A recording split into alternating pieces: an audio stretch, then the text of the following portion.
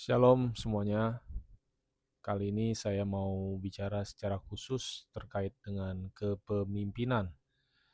Kita tahu bahwa kepemimpinan tidak pernah dilakukan di dalam ruang hampa.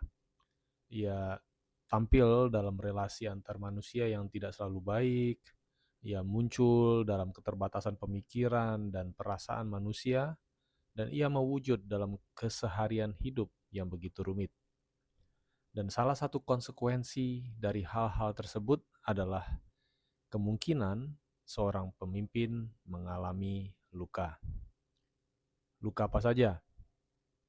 Tantangan di keluarga, ditinggalkan atau tidak dianggap, disalah mengerti, lalu tantangan dari internal, eksternal organisasi, bahkan mungkin ancaman-ancaman secara fisik atau serangan-serangan yang supranatural atau hal-hal yang lain yang bisa melukai dirinya. Pertanyaannya adalah bagaimana kita menyikapi hal ini? Apakah para pemimpin harus sembuh total dulu baru bisa lanjut memimpin? Atau ekstrim yang lain, abaikan saja lukanya dan menganggap bahwa luka itu hal yang biasa, lanjut terus saja memimpin? Seperti apa sebaiknya? Dan dalam perenungan pribadi seputar pemimpin dengan luka yang belum sembuh, saya dituntun pada pembacaan di Matius 27 ayat 27 sampai 31 yang berbunyi demikian.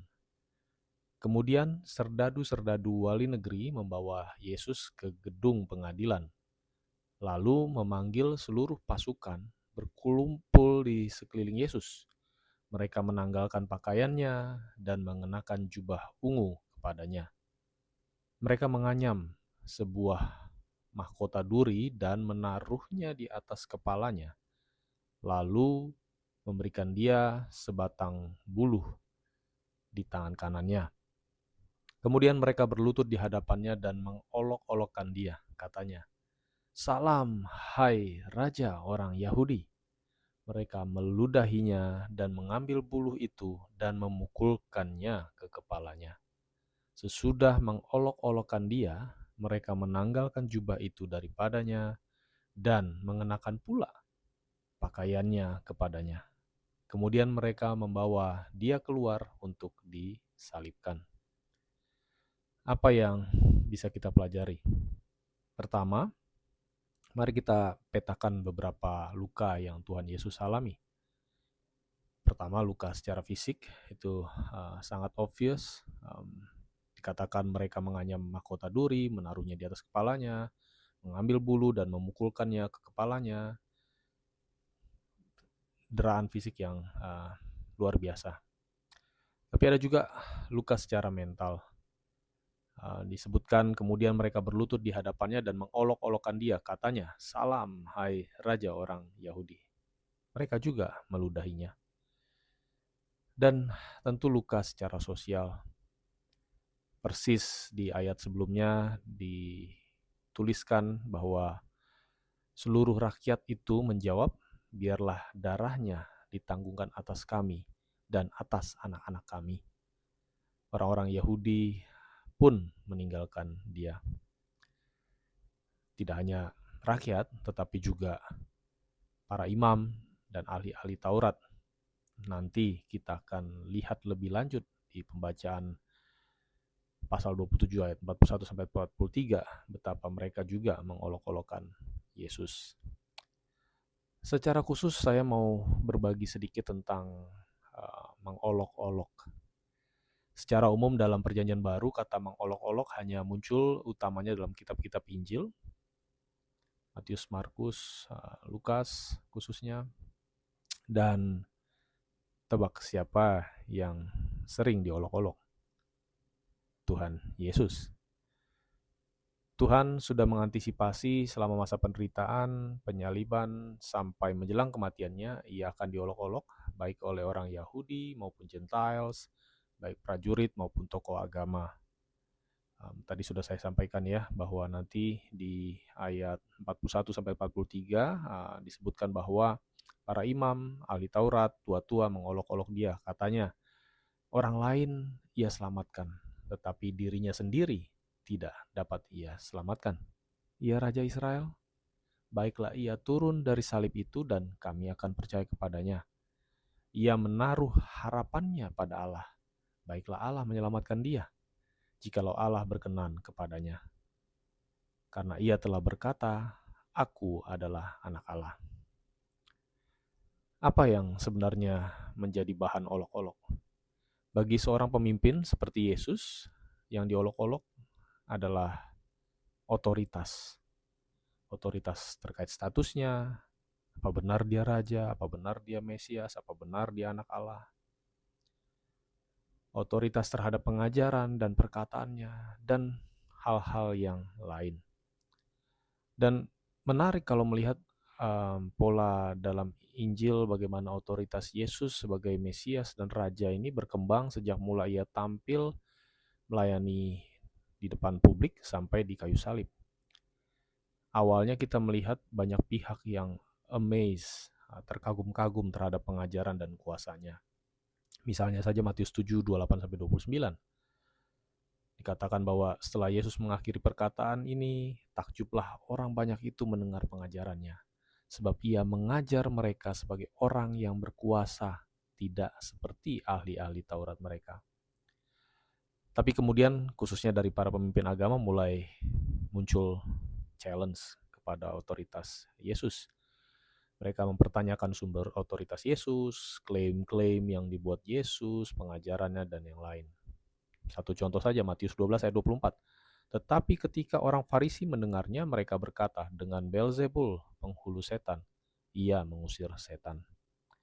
Dan terakhir, mereka mengolok-olok atau mocking dalam bahasa Inggris yang digunakan, seperti yang kita sudah bahas tadi.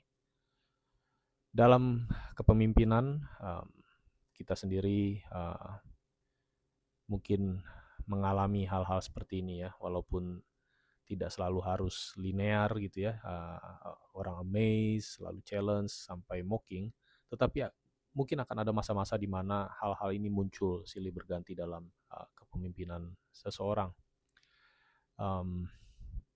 Dan sebagaimana yang Yesus alami, yang sekarang kita akan perhatikan adalah bagaimana responsnya. Dan inilah refleksi berikut yang mau saya sampaikan terkait dengan bagaimana Kristus menyikapi luka yang ia alami dalam kepemimpinannya. Pertama, 1 Petrus 2 ayat 23 mencatat bahwa ketika ia dicaci maki, ia tidak membalas dengan mencaci maki. Ketika ia menderita, ia tidak mengancam, tetapi ia menyerahkannya kepada Dia yang menghakimi dengan adil. Kalau saya boleh summary-kan, poin pertama adalah berserah kepada Bapa. Dan yang kedua adalah merespons dengan tepat atau benar.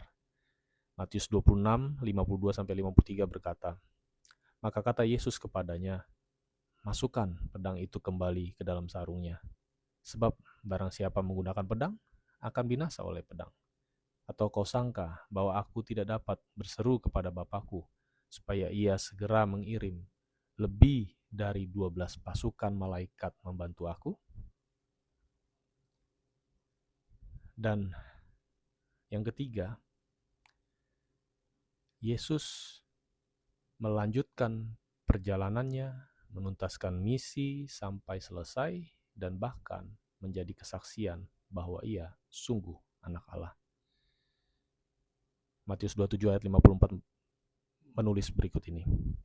Kepala pasukan dan prajurit-prajuritnya yang menjaga Yesus menjadi sangat takut ketika mereka melihat gempa bumi dan apa yang telah terjadi. Lalu berkata, sungguh ia ini adalah anak Allah. Lalu apa relevansinya bagi kita untuk para pemimpin? Saya pikir dua hal saja yang saya ingin mengingatkan buat kita. Yang pertama, bahwa kita harus memiliki kesadaran bahwa pemimpin bisa mengalami luka-luka dalam perjalanan kepemimpinannya. And Jesus has been through it all. Dan Tuhan Yesus bukan hanya memahami tentang hal tersebut, tapi juga merasakan semua luka yang mungkin dirasakan oleh seorang pemimpin. Kalimat ini bisa jadi klise atau kalimat motivasi belaka, tetapi saya berdoa, saudara-saudari sekalian, bahwa ini menjadi bagian dari perjalanan kita sebagai pemimpin. Kita meyakini, kita merasakan betapa Tuhan hadir bersama-sama dengan kita dalam segala tantangan yang kita hadapi. Dan tentu sebagai reminder, mari kita mengupayakan untuk merespons luka sebagaimana Yesus merespons luka. Berserah kepada Bapa, bertindak atau merespons dengan benar atau tepat, dan melanjutkan misi sampai tuntas. Dan dalam perenungan saya bahwa ketiga hal ini perlu dilakukan bersama-sama, tidak parsial, tidak satu-satu gitu ya. Dan saya berdoa kiranya saudara-saudari sekalian yang secara khusus sedang berada dalam suatu tugas sebagai seorang pemimpin dimanapun berada, apapun posisinya, dan mungkin sedang menghadapi luka atau tantangan dalam kepemimpinannya, kiranya Tuhan menyertai melewati masa-masa ini, dan saudara-saudari sekalian bisa merasakan bahwa Tuhan sungguh hadir dalam segala fase kehidupan, khususnya kepemimpinan kita sekalian. Terima kasih, Tuhan memberkati.